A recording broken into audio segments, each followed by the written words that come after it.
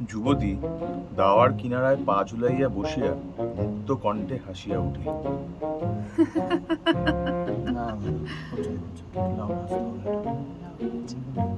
যুবতী দাওয়ার কিনারায় পা ঝুলাইয়া বসিয়া মুক্ত কণ্ঠে হাসিয়া উঠিল।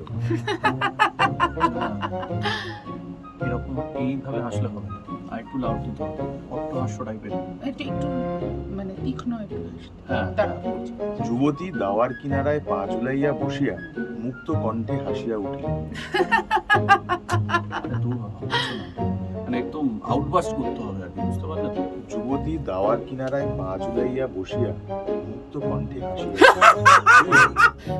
এইরকম নয় তাই বলে তো, মানে ইয়ার আমি পারবো না, যাও তো তুমি অন্য কাউকে দিয়ে করিয়ে নাও। ঠিক করে পারবে তো? ঠিক করিয়ে দেব।